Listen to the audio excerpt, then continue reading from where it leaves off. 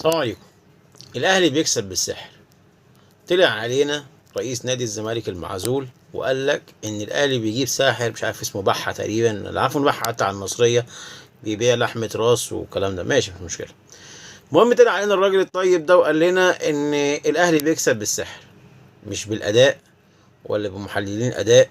فكك بقى من كلام بقى المحللين اللي بيقولوه والمدربين اللي بيقولوه، وان الراجل المدرب ده دماغه حلوه وان هو قدر ان هو يفوق الفرقه تاني، ان هو معاه لعيبه كويسه وخامه كويسه. لا، فكك من الكلام ده كله. الاهلي بيكسب بايه؟ بالسحر. وخليك زي ما انت واسمع كلامه. الاهلي بيكسب بالسحر، ما بيكسبش باي حاجه تانية. ما بيكسبش بكرم ربنا، ما بيكسبش باجتهاد. محمود الخطيب وسيد عبد الحفيظ بيجيبوا ساحر، ما بيجيبوش حاجه تانية. طب وانت عرفت منين الحاجات دي؟ بتجيبها منين؟ مين اللي بيقول لك؟ طب والسحر ده ما كانش معانا ليه السنتين اللي فاتوا؟ الاهلي بيكسب